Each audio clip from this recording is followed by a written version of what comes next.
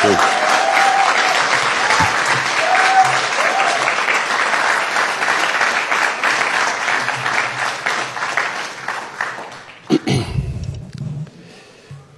you very much.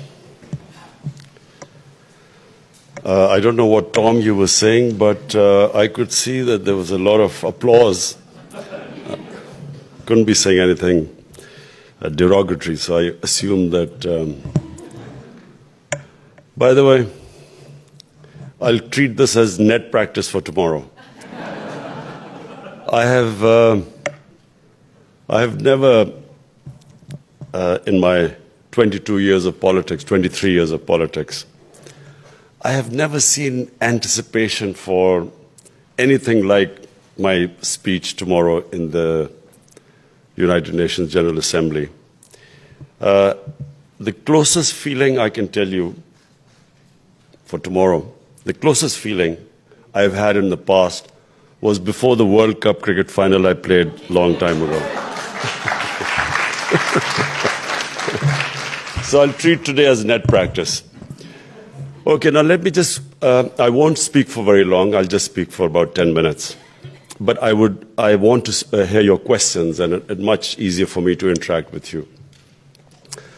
I came here 11 years ago, and I remember I had a very good interaction here at the Eshia Society.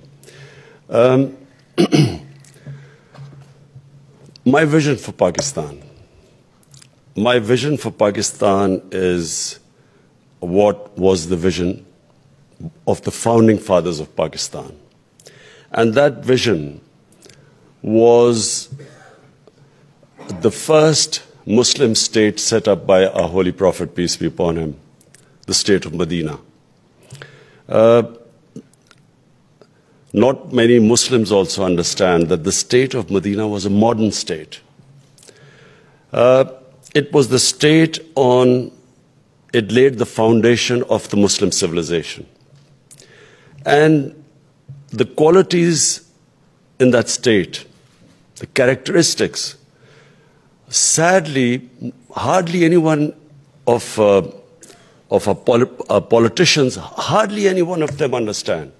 So this is when I started politics 23 years ago. This was my vision. Now I'll explain to you what were the characteristics. Number one, a welfare state. A state it was a humane state. The Prophet set up the first welfare state in the history of mankind. It was the first state where there was progressive taxation. The rich paid the tax and it was spent on the less privileged. It was a state which took responsibility of the weak, of widows, of orphans, of handicapped, of the poor people. The state had rule of law. Everyone was equal. Did not matter what religion you had. So I often quote this, that one of the most revered figures in Islam was the fourth Khalifa of the state of Medina. He lost a case against a Jewish citizen. So it showed two things. One, there was rule of law, that even the head of state was not above law. Secondly, the minorities were equal citizens. They had equal rights. And of course, our Prophet, sallallahu alaihi wasallam, he also, he signed covenants with the Jews, with the Christians at the time. There's a famous a covenant he signed with St. Catherine's Church, which I believe still exists, where he pledged to protect the places of worship of Christians till the day of judgment. So it was a state that gave rights to all religions as equal citizens. Then the Prophet's famous last sermon where he said, all of us are children of Adam. So all of us are equal, whatever the color of our skin. And then it was revolution at the time when women were given rights, right to property. And the famous, the line that man has rights over woman as a woman has rights over man. Slavery the whole society used to depend upon slavery. So releasing a slave was considered one of the highest deeds a man could do, a person could do. But then, since the whole society depended upon slavery, they were ordered that the slaves should be treated as family members. And because of that tradition, in Muslim world, you had slave kings, slave dynasties. India, there was a slave dynasty. The Mamluks in Egypt were slaves who became kings.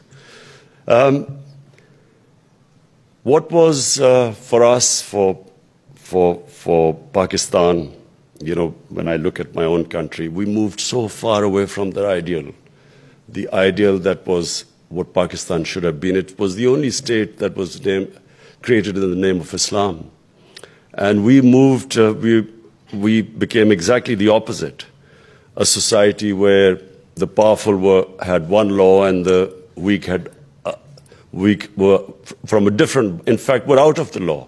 Most of the people don't have access to justice. So hence, the cornerstone of a society is rule of law. So therefore, I call my movement for justice. And I believe that rule of law is the fundamental thing which differentiates a civilized society from one which is not civilized. When we took power 13 months ago, the biggest problem we faced was our current account deficit. We inherited two of the biggest deficits, the current account and the fiscal deficit. And in order to fix that, we had to make reforms. The reason why you have a deficit is because your system is not functional. The fact that you are spending more than you are earning means that there is a fundamental problem in your economy. So we started changing that. And I'm proud to say that after probably one of the most difficult 1 year in my life, finally I can say that there has been a change where we have brought down that current account deficit, which is the fundamental thing. No matter how much, even if your economy is growing, if your current account is in a deficit, if that is not balanced, you're always going to be in trouble because your currency is going to be hit. And once your currency loses value, everything, investment stops, inflation goes up, and of course it raises poverty. So this is the one big achievement I can say. We have brought down the deficit almost by 70% in 1 year. The other problems we face, of course, the biggest problem is fixing the institutions. You can destroy an institution very quickly, but to fix the institution does take time. So the one institution we are trying to fix is our FBR, which is the agency that collects taxes. Problem Pakistan has a very low tax GDP ratio. So fixing that, the tax system has been the biggest challenge. And I'm again proud to say that the last 2 months, we have collected the highest tax ever, despite the fact that our economy still not got moving because of the restructuring. The external challenges, obviously, the most important thing for anyone who assumes power is to reduce poverty. And that was from the first word go, that was the biggest goal. Now, in order to raise people out of poverty, the next most important thing is to have stability. So we have the Afghanistan issue, on the other side, Iran, and then our relationship with India. So immediately we try to mend fences. Afghanistan, we have mended fences. We have very good interaction with the Afghan government. With Iran, we hope to play a big part. I have, met the Iranian president. Of course, President Trump also asked me if we can play a part. I have also Crown Prince Mohammed bin Salman that we should play a part in reducing the tensions. We're trying our best. It's quite a complex issue, but we will try our best. I don't know how far we'll be successful. Problem came with India the moment I was elected, I reached out to the Indian Prime Minister, offered that, it's time to reset our relationship. The problems in both countries are poverty. Poverty is the biggest issue, and unemployment. And then climate change. Climate change, the global warming is having the biggest impact in the Indo-Ganges plain. The Indus and Ganges plain are most vulnerable to climate change because 80% of our water comes from the mountains, the Himalayas and the Karakoram and the Hindu Kush ranges. Now our glaciers are melting at a much faster rate. 80% of the water in our rivers is from the glaciers. So I reached out and I felt that, time to move on, have a relationship based on trust. In any case, when my party came to power, we had taken a decision. In fact, all parties had taken a decision in 2014. It wasn't implemented. That the legacy of the 80s, where we had militant groups which after the end of the Afghan Jihad, the groups that still existed, we had decided that the state will no longer allow any armed militia in Pakistan. So we already had taken steps, and we've almost disarmed all the groups, and we invited observers also if they wanted to see. So the idea was that the state will not allow any, because Pakistan had suffered because of the militias. Karachi had suffered. So I told the Indian Prime Minister that, look, we've taken the steps. Let's have a relationship based on trust. We didn't get it very far. And then we assumed that it's because of the Indian elections and it's the BJP posture of being a nationalist, ultra-nationalist party. Maybe that's why. So we waited. Then after the elections, when we tried to resume talks, again, there was this brick wall we came up against. In fact, we found out that India was trying to push us in the blacklist of FATF, which would have meant bankruptcy for Pakistan. And then we realized that there was something more. We couldn't understand that there was no response from India, and we felt there was an agenda. And that, of course, was revealed on 5th of August, when India unilaterally revoked Article 370, the special status of Kashmir, and since then has basically laid siege, put a curfew on 8 million people in Kashmir.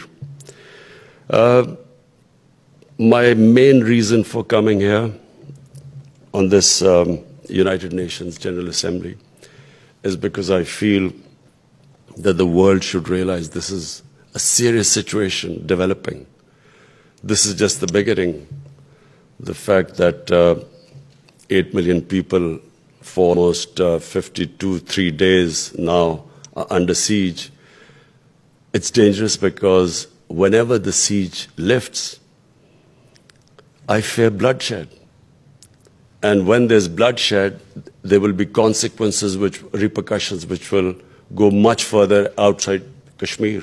It will also raise tensions between Pakistan and India, as happened when there was in February, there was a 20-year-old Kashmiri boy, according to his parents, got radicalized by the security forces. He blew himself up. And India blamed us and bombed us. And then also it could have got out of hand, but we immediately returned the pilot. I fear that more of that will happen. Once the curfew is lifted, things will get from bad to worse. I fear that this will have impact not just in Kashmir. There are 180 million Muslims in India. This is going to have a huge impact there. Then, in Pakistan, we have taken all these steps to control all these organizations, disband them, taken over their seminaries. So what happens as this thing gets from bad to worse? Things will deteriorate even in our own country. So it's very important for the world community, the United Nations, to take action now, before things go out. And that really was the purpose of my visit. And I hope I've tried to explain things to all the leaders, world leaders I've met. I hope to speak on this tomorrow. And I hope that the world community acts on this. Unfortunately, I found that, the material is so much more important than the human. And this is, of course, reflected in the world community's attitude to climate change. But this eventually could have far-reaching consequences. And therefore, as I said, I hope that by the time I leave, I hope to meet the UN Secretary General tomorrow, and I hope to convince him. But apart from that, can I say that I feel very optimistic. In my very difficult first year, I feel that the country has tremendous potential. We have, even I, before that, didn't realize that we are sitting on mineral wealth, copper, one of the most fertile agricultural land, a young population. We've opened up Pakistan for tourism. First time we have 70 countries can get visas at the airport in Pakistan. We have made it easier for tourists to go all over, because previously there were problems. Because of the war on terror, there were a lot of problems, so tourists couldn't travel as much. And we have also, as far as religious tourism goes, we have opened up shrines that were important to the Hindu religion, to the Sikh religion, Kartarpur especially, and Buddhism. The whole of North Pakistan was center of Buddhism. So we are opening up our country now for travel, for investors. We have great interest in people now as the economy has stabilized now. We have a lot of people interested in investment in our country. All now we need is stability, peace, and hence again this development in Kashmir is very important for us, that it does not go from bad to worse from where it is now. Thank you.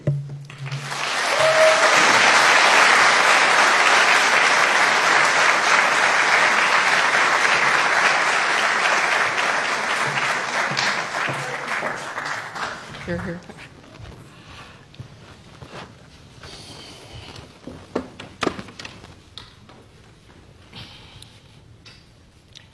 Do I need this? I think we're fine. Well, Mr. Prime Minister, I want to thank you.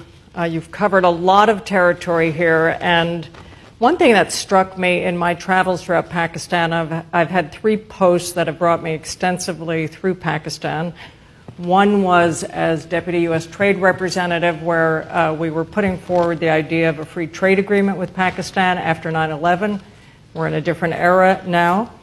And another was as Condi Rice's economic deputy, and I was in Pakistan the day after the earthquake, and she asked me to coordinate U.S. response, which brought me up through the Himalaya region and up through the earthquake zone.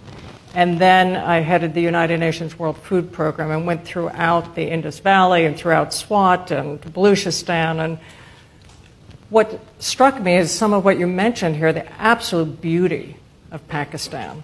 And it was called the Little Switzerland. And tourists would go there and they'd go camping and skiing and hiking in the Great Mountains.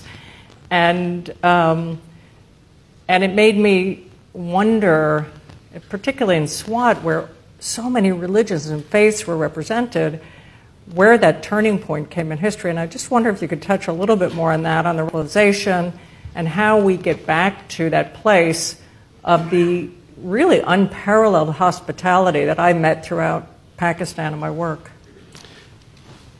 Well, our tourism really suffered after 9/11, because suddenly Pakistan became right in the eye of the storm. The war on terror took a big toll on Pakistan. Tourism finished. Areas became no-go areas for tourists, especially the northwest part of Pakistan. And the entire border strip between the tribal areas between Afghanistan and Pakistan, there was, it just fell into complete turmoil. So that's when tourism nosedived in Pakistan. So what we are trying to do now is, by opening up the visa regime so that it's easy. Before, it was very difficult to get Pakistani visa, when we discovered. Secondly, domestic tourism in Pakistan has taken off. And that's because of the mobile phone. People go somewhere, they take a picture, put it on their Facebook, and then everyone arrives there. And it is 3 years ago when I went to the northern areas, I found that there was no place. All hotels were booked. And all of them, Pakistan had not advertised anything, but it was people going there, and on their Facebook, they were putting the pictures. I went to this, and then I started looking for, because I've been in all the northern areas and all the mountain areas ever since we were in school, because our school used to, we had a very adventurous teacher who would take us to the treks up in the mountains. And so I was trying to discover, because the existing holiday resorts or tourist resorts became completely inundated. People were sleeping in cars because there were no hotel rooms. So I tried to find other tourist spots in the mountains. And, you know, our northern areas is twice the size of Switzerland. So I found this area. This was a valley far away in the mountain, 6 hours drive from Dir. And so someone took pictures of that. It put it on our party's website. And in the next 1 month, 100,000 people ended up going there. So it's completely, tourism has changed. So we are now developing this sector properly. We've got investment coming in, opening up more and more areas. We're going to get to the big issues, but I'm a bit obsessed with the fact that the world, I don't think, ever sees this aspirational Pakistan. And I went and met with master's students at the university in Karachi, and they want to be part of the world, and they want to do business across the borders. And I think you have a generation that's very impatient with the politics of the time, that want to see and be part of the tech business and you know, be able to trade. And it strikes me that the SAARC region used to be the biggest trading zone in the world, and now it's virtually blocked. Do you think in your term or your lifetime, and putting aside what the big issue you're working on this week, just for a moment, that we can see a time in which the region again will be functioning for the benefit of a new generation that has huge aspirations and expectations? Well, we have suffered for two reasons. One, of course, the war. Afghanistan, you know, actually really the last 40 years, there's been turmoil in Afghanistan, which is why peace is very important. You know, why, which is so sad that this peace deal, which was about to be signed, certainly from a tweet we discovered that it had been cancelled. The other is social Iran. Media seems to be running the world here. Facebook, Twitter. So, and then, you know, Iran, because of this, what's going on right now. But Afghanistan specifically, because that opens up all the way from Pakistan to Central Asia, and that has tremendous potential. We already have this CPAC, which is this route joining Pakistan, you know, the Pakistan-China corridor. Problem, of course, is India, and I hope, well, I'm hoping, you always hope that this is resolved. And once that is, then Pakistan is probably one of the most strategically well-placed country with one big market, the biggest market, China, and then the other second biggest, India, and then, of course, all the energy countries with excess energy on the other side. Hence, peace is very important. The other reason why we have suffered is why countries are poor, basically. Countries are not poor because they lack resources. Countries are poor because corruption destroys their structures, their institutions. And it takes money which should be spent on the human beings. That money ends up being laundered out of the country into Swiss bank accounts and these offshore accounts, and in the name of companies, big flats in New York and in London. And this is the problem with the entire developing world. I have also spoken on this issue too, that if the rich countries really want to help the poor countries, they don't have to give aid to them, because aid doesn't do anything. It is minuscule compared to the money that leaves the poor countries into rich countries every year. It's over $1 trillion, it's estimated, which leaves the poor countries into rich countries. And the poor countries are devastated by corruption. And we do not, the reason why they are poor is they do not have strong enough institutions to stop the ruling elite plundering the countries. In fact, the ruling elite does not allow institutions to develop, otherwise they would be caught. So, number one, that money that should be spent to give jobs to people, should be spent on human development, is taken out. Number two, when the money is taken out, it has to be taken out in dollars. So when they buy dollars to take it out, it affects the currency. That devalues. When that devalues, it adds again to corruption. So the richer countries are not motivated at all. There's no political will to stop this. Like, for instance, on drugs money, there are very strong regulations. Even on terror financing, they've really tightened the regulation.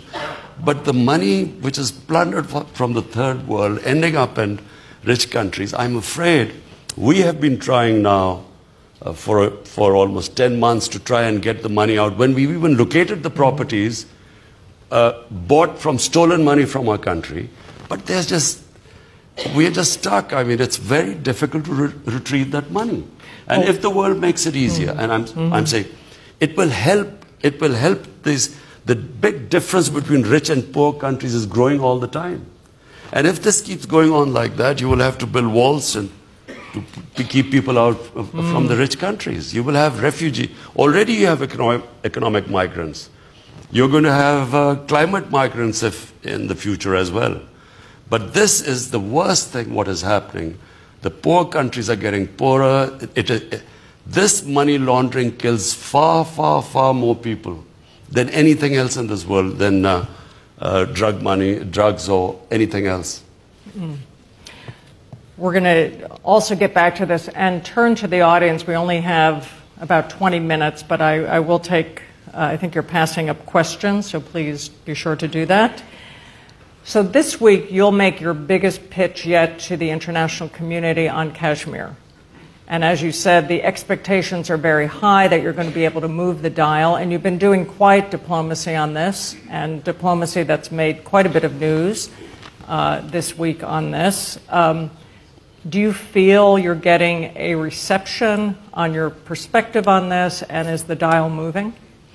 Look, I believe that we can only try our best. The rest, you leave it to the Almighty. Now, I have tried my best. In the media, I've tried to make people understand. I've spoken to leaders, almost all the leaders I've spoken to. I think I have made them understand. They might not be moving right now, but I feel that what the Modi government has done, it's boxed itself in by taking this step. I don't think they have really thought through what they have done, because I don't know what is the thinking, that what happens. Have they thought through that when they lift the curfew, what will happen? Do they think that the people of Kashmir will now, after almost 100,000 Kashmiris have died in the last 30 years? Do they think that they will now accept the status quo just because some parliament has passed a resolution illegally taking away their right, which was given to them by the United Nations of self-determination? So what do I think? I think that unless the world community, first of all, it should be aware of what's happening, and I think it is. Secondly, if things begin to deteriorate, they should be able to move. The UN has to move, or the world community. Because you cannot let it go beyond a certain point, because it would eventually pit two nuclear-armed countries facing each other.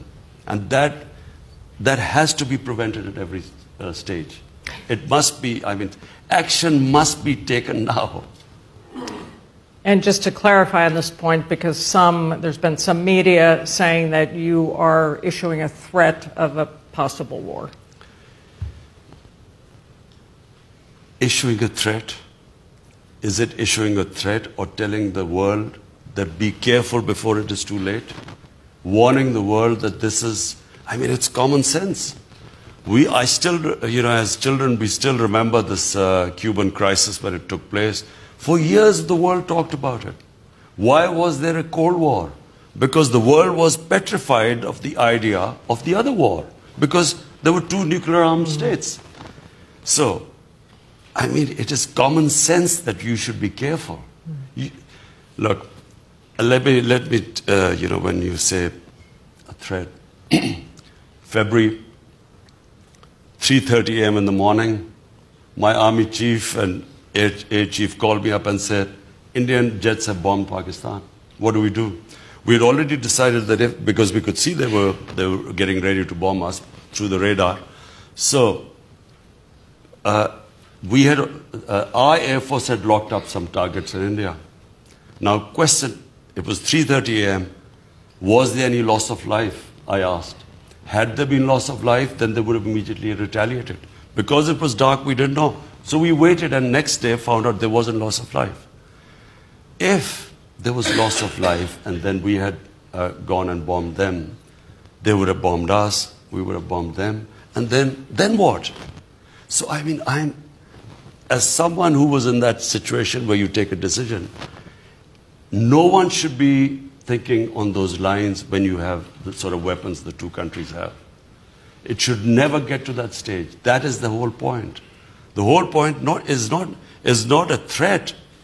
It's just telling the world that you should never get into that position. So we have had President Trump's special envoy on Iran here this week, Brian Hook.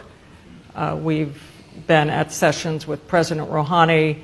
You mentioned the dangers of miscalculation in your own area. That's another area where the dangers of miscalculation are very high, and there's a stalemate. All the questions from the audience are on the issue of Kashmir, with one saying, isn't it obvious the world has chosen to stand by India, not Pakistan?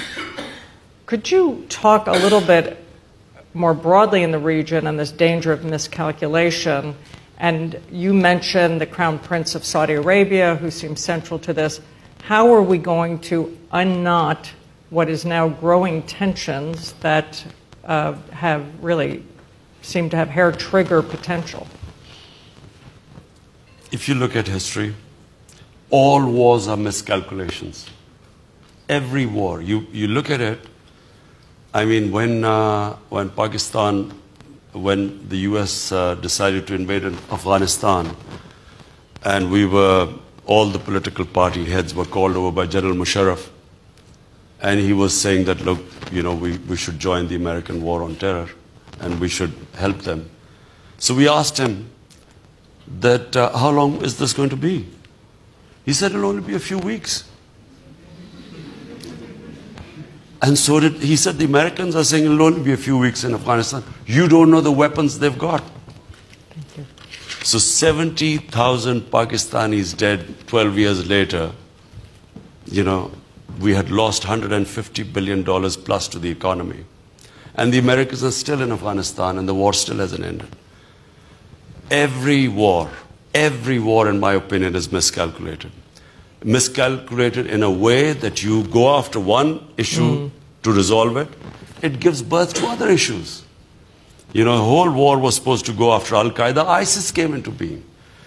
I really believe that anyone who thinks to settle issues through war, they need to have their head examined.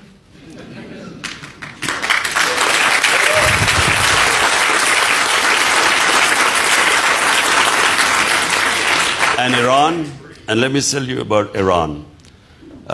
Iran, if this thing starts, first of all, for developing world, here's some, for the most difficult 1 year has been to try and get our budget to balance our economy, to sort of get some semblance of sanity in it.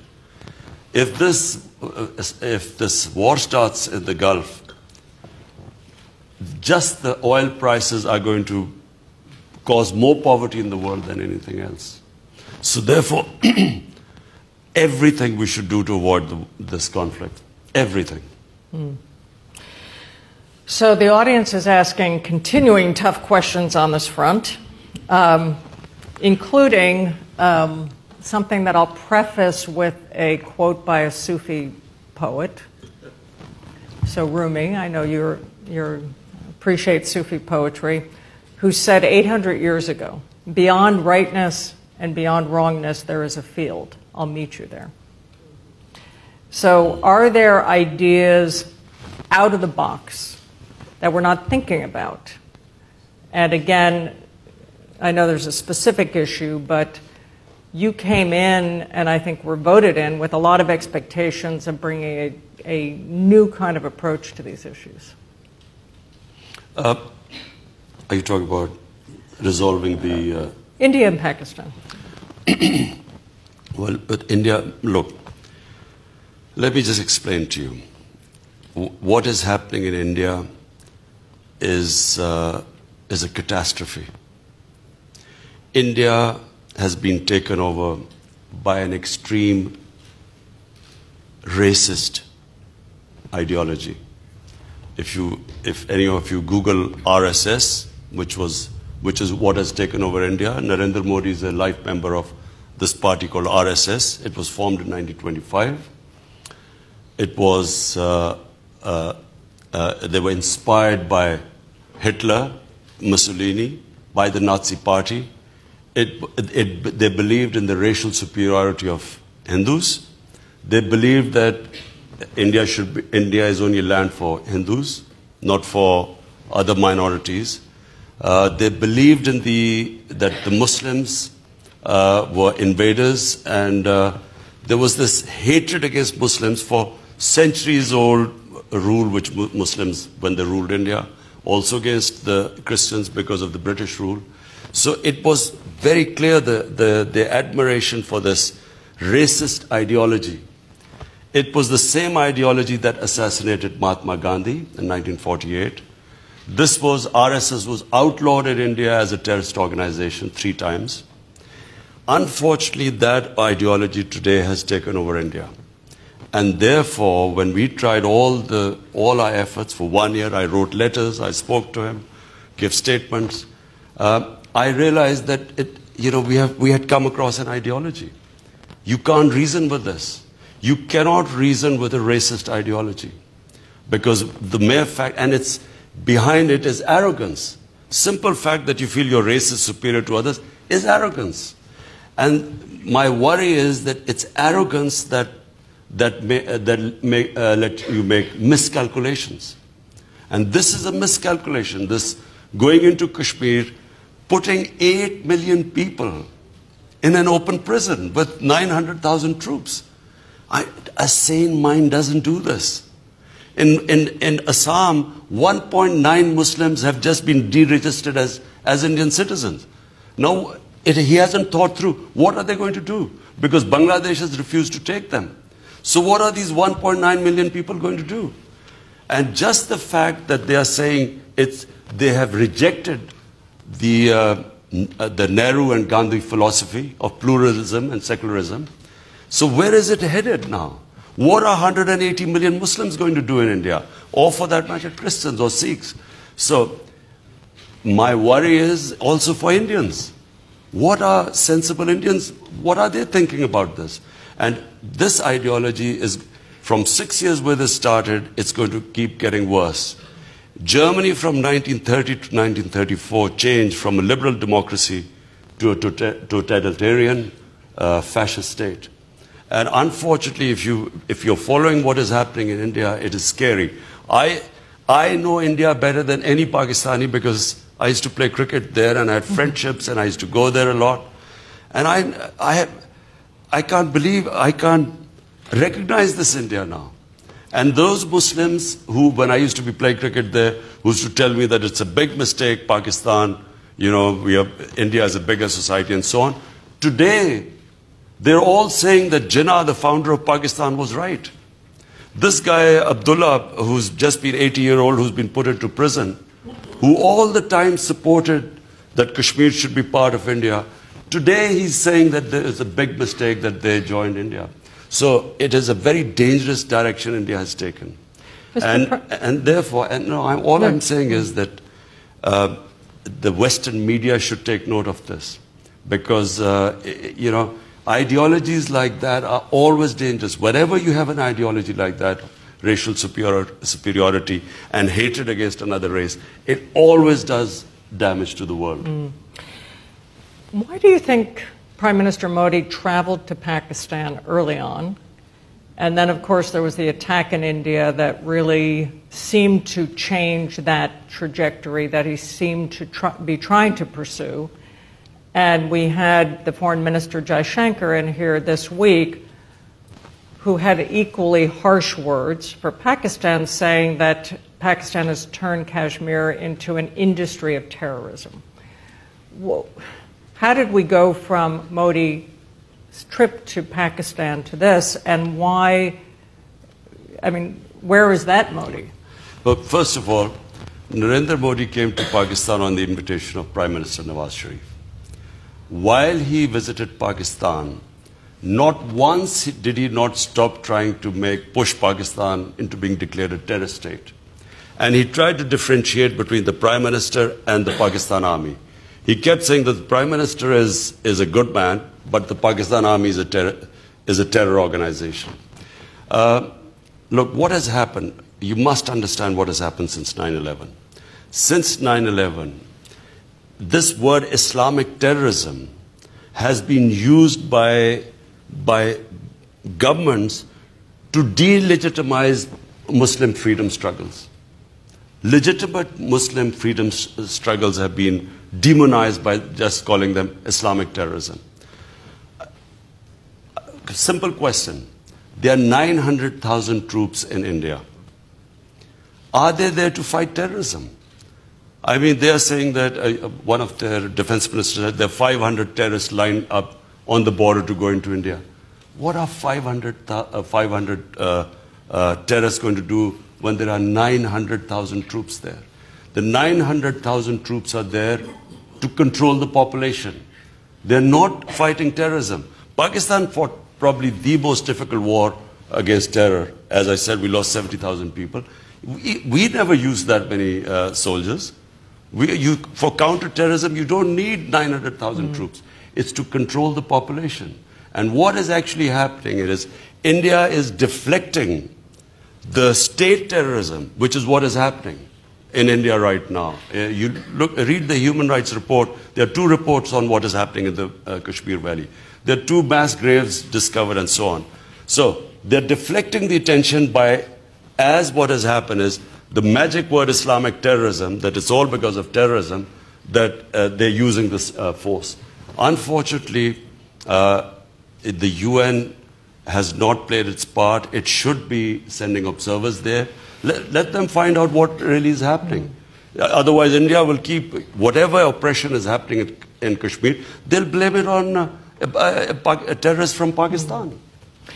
2 out-of-the-box ideas from the audience. 1, why not grant Pakistan-administered Kashmir freedom and force India to change its approach? Sorry? Why not grant Pakistan-administered Kashmir freedom and force India, therefore, to also change its approach?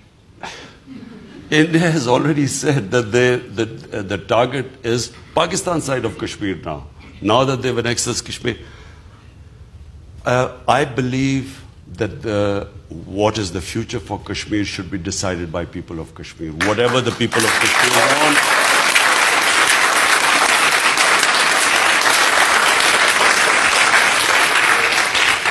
Whatever they want, it's their right to decide. Initially, the 11 UN resolutions 70 years ago, they were all about people of Kashmir to decide whether to join Pakistan or India.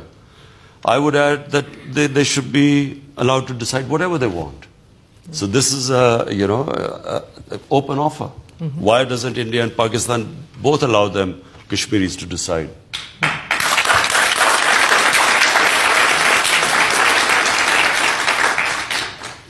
Next questioner. There's been talk about Pakistan forming relations with Israel, and we know the winds of change are blowing through the Middle East. Is this in the cards, and why? I'm afraid I don't know where this has come from. It's not. Pakistan has a very straightforward position, and it was a founder of Pakistan, Eazam, Muhammad Ali Jinnah, who was very clear that, there has to be a just settlement, a homeland for Palestinians, before Pakistan can recognize Israel.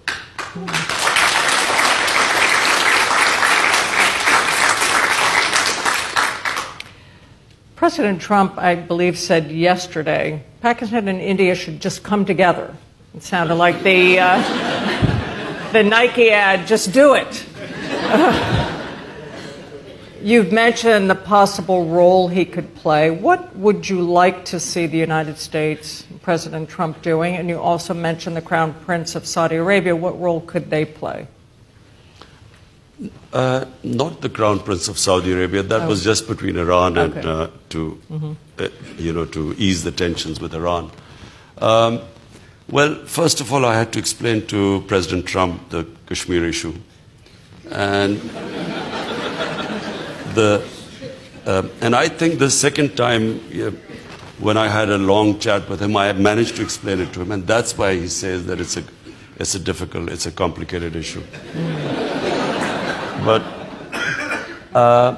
what U.S. can do is just put its weight behind the United Nations Security Council. And I keep repeating, UN has given their resolutions that it's a disputed territory and had given Kashmiris their right. That right was not given. They are now suffering right now. UN has to take, UN came into being precisely for this dispute like Kashmir, which has a chance of a much bigger strife in the future if this is not addressed. So UN must act now. And if this gets worse, it'd be a total failure of UN. You said this week the world counts on the U.S. to put out the flames, but you also said after 9/11 it was a huge mistake for Pakistan to do a 180-degree turn toward the U.S. It's a little hard to reconcile these two. Explain. Actually, it was very straightforward. In 1980s, we trained the Mujahideen, the US came in, the United States backed Pakistan, in fact all the Western countries.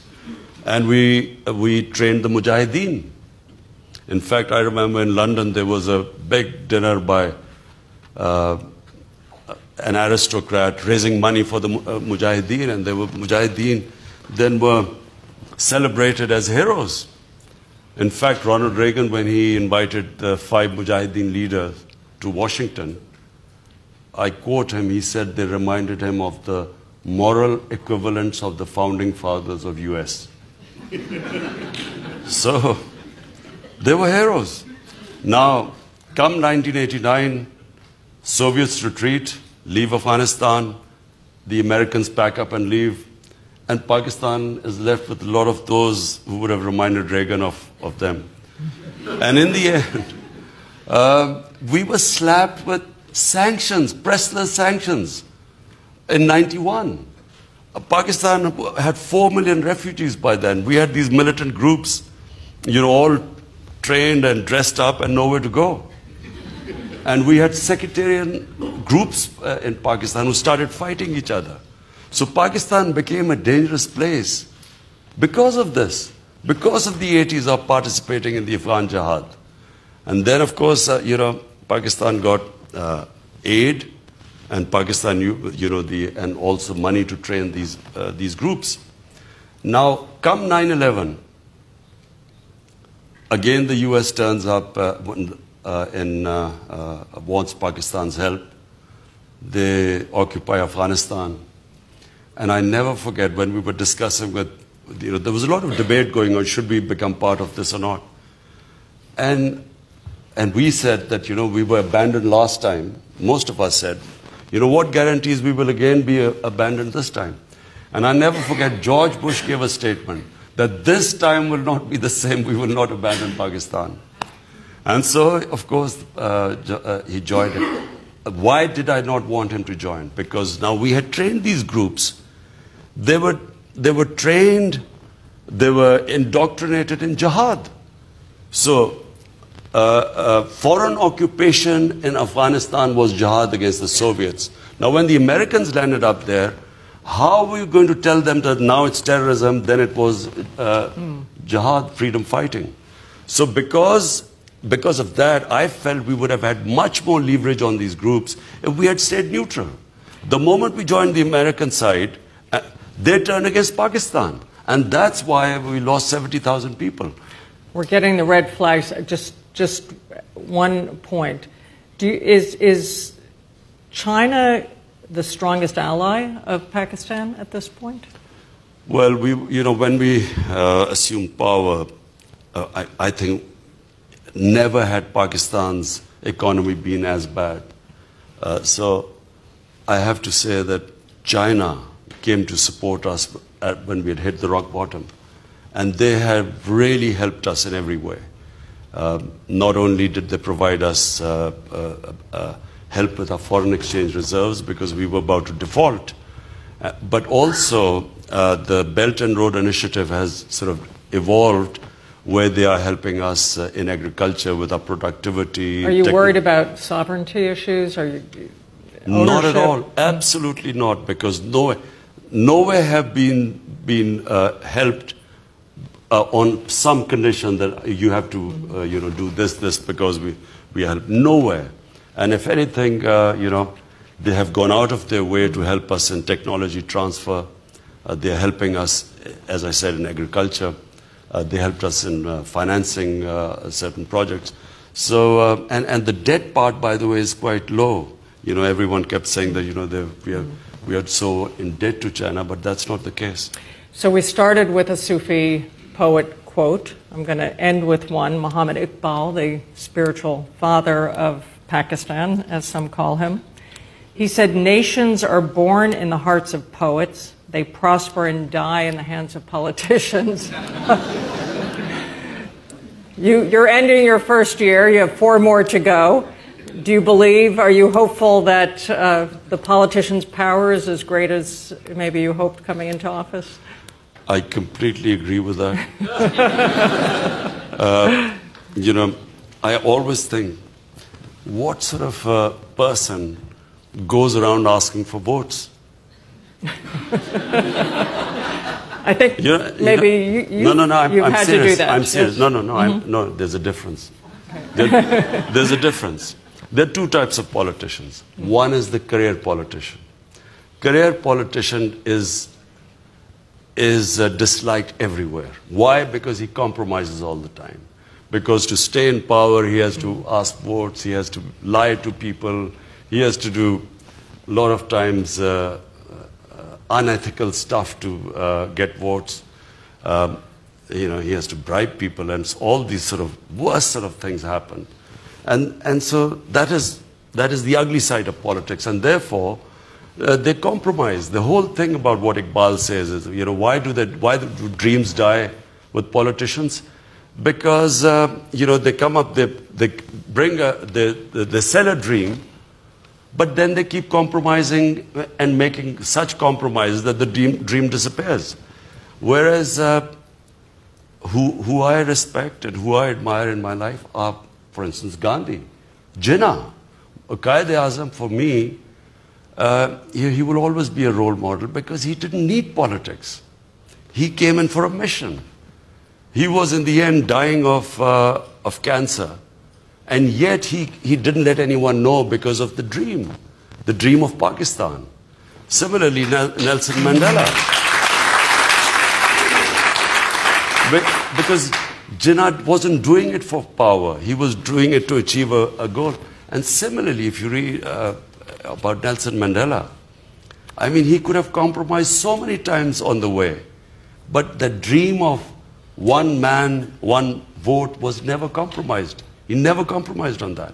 So you have to differentiate between the two. The unethical politician, who lies to get into power and, begs for votes and promises everything, and then the whole purpose is power, and then these idealists, throughout history people have come who have come up with a certain dream, and then they never compromise on the dream. And they are the ones who Iqbal, the wrong ones he's talking about, but they are the dreamers. And always, it's the dreamers who change the world. It's never the sort of career politicians.